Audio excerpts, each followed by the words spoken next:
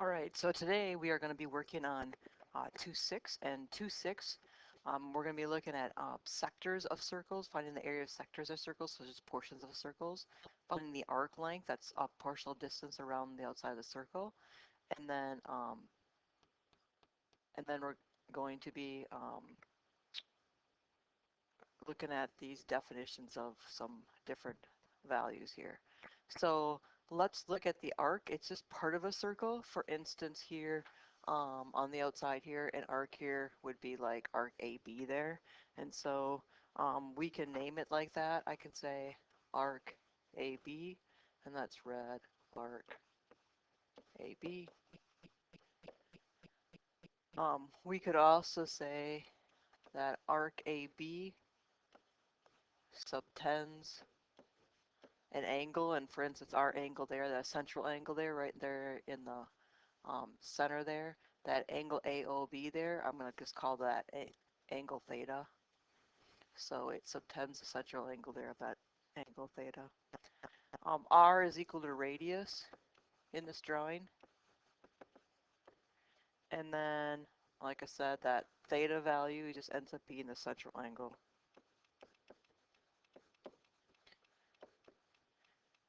And then that central angle has to have the vertex, which is O here, in our case here. Vertex is in center of circle. So that's the central angle we're going to be working with. So basically that vertex O there, it's in the center of the circle. And then S is equal to the length of the arc.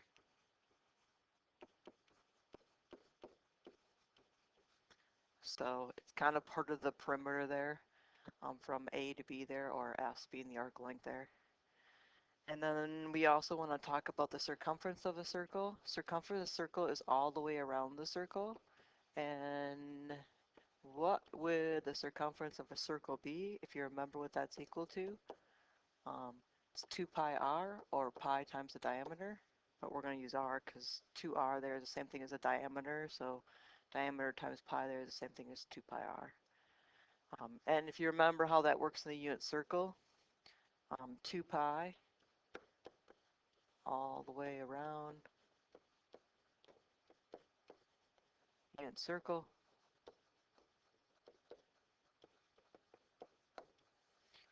And then we can go ahead, and if we want to find the circumference of our unit circle there, our circumference of our unit circle there is just going to be 2 pi times 1, because our radius on the unit circle there is 1.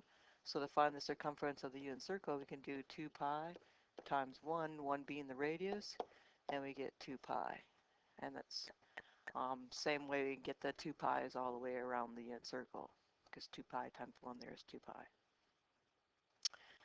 And then I'm going to give you some formulas as well for this. For the length of a circular arc there, we have S there equals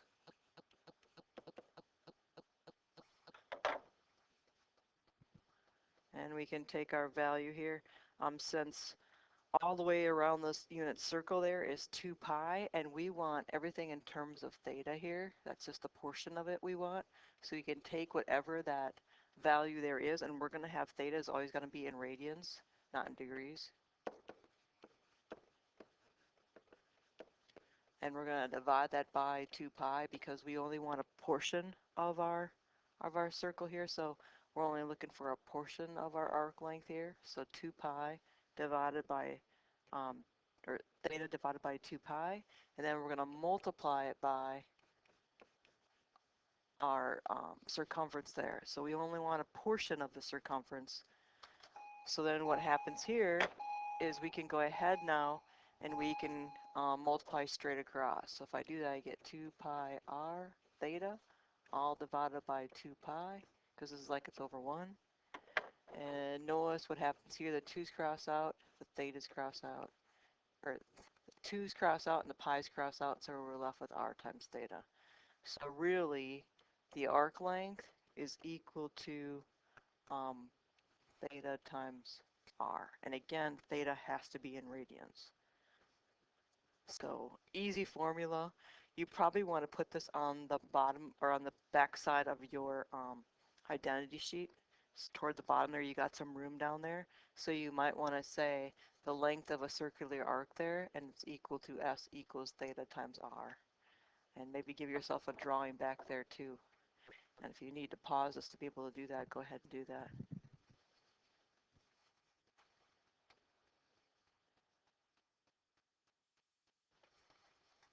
All right, so the second part here is we got to generate a formula for this as well.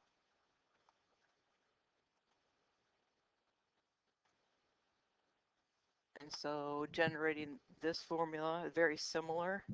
The area of a sector of a circle, if we remember how to find area of a circle, is equal to A is equal to pi r squared. And so we only want to find the area of a sector of a circle, so like a portion of the circle. So to do that, very similar to how do we found the area or how we found the portion of the arc length there, we can do the area of a sector of a circle.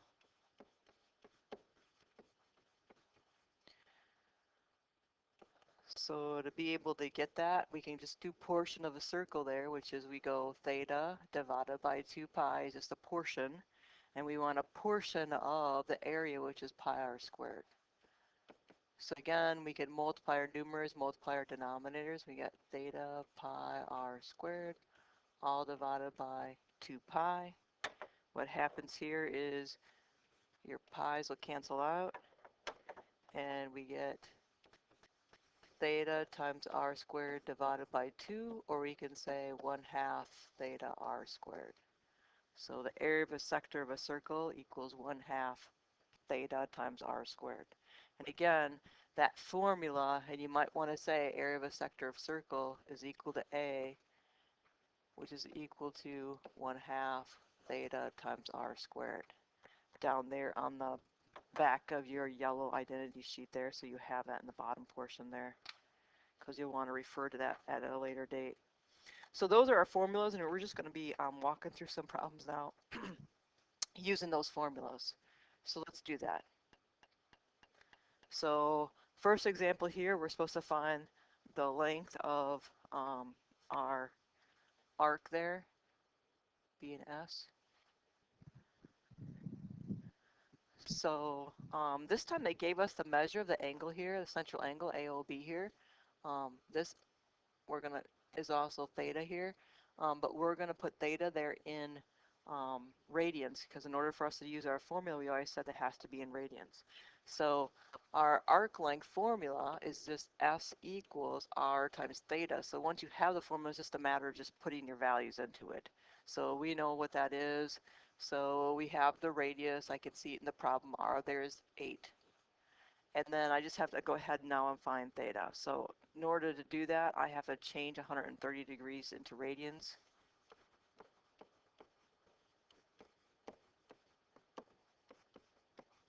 So I'm going to write that down.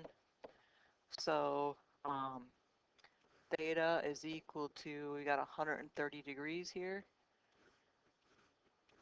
And we're going to use our conversion factor. Remember, we always said that pi is equal to 180. Well, since degrees are up and degrees, we got to put degrees down here at the bottom. So then the degrees will cancel out, and we just get 130 pi over 180. And then we can reduce that down, and we get 13 pi over 18.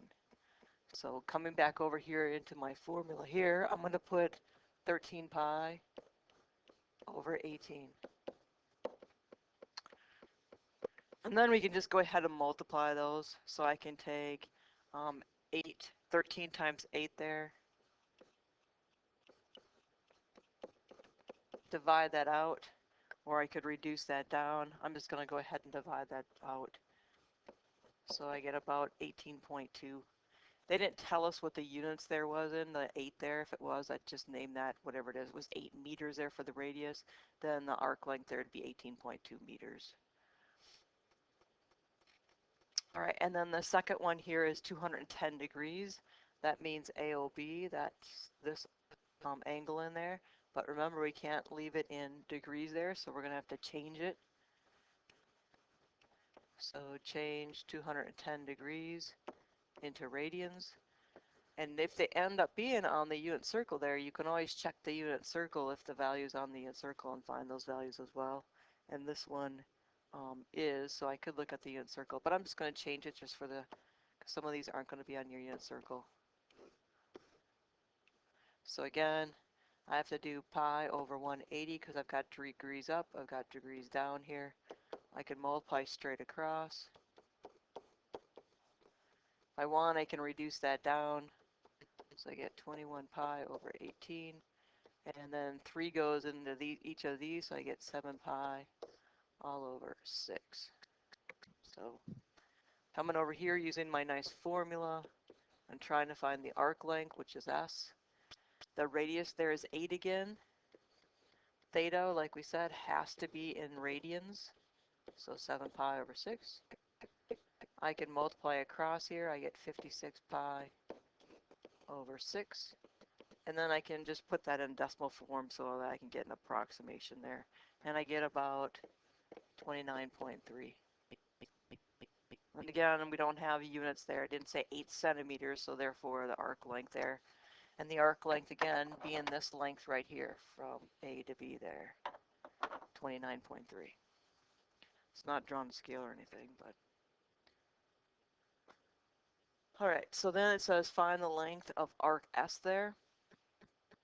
Arc S there, the measure of AOB. Oops. I'm going to come back here and look at this one again. When we did this one, it actually wasn't referring to, you can see that it's not drawn to scale at all or anywhere close. Because, and if I were to draw this out better, it would have worked better. 130 degrees would have been more like that. And then this would be 8. So your angle there would have been 130 degrees in there, which we would change to 13 pi over 18. And then we would be looking at this one right there for that your arc length. This one here, 210 degrees. This isn't actually the arc we're actually looking at. You can tell it's not even anywhere close. 210 would have to be this portion out here, because you can see AB could also be out here, and that would end up being what it is.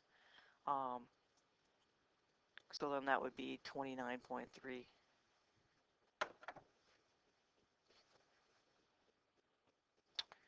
So now let's go ahead here and said find the length of arc S there. 100 AOB there is 120 degrees. So again, I might want to draw one more to scale here. So 120 degrees. That'd be about like right here.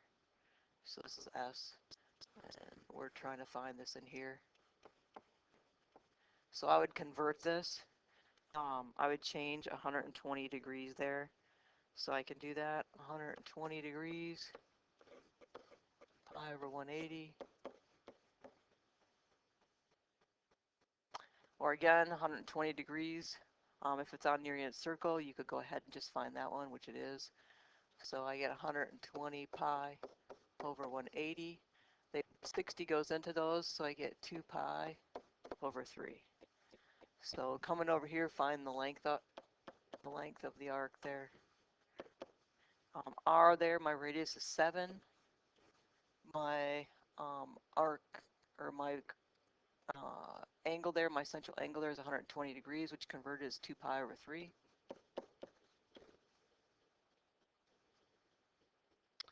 So multiplying across, I get 14 pi over 3.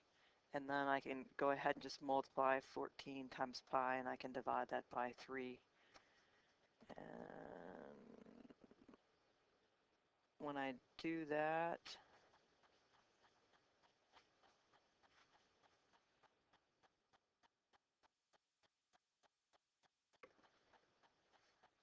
let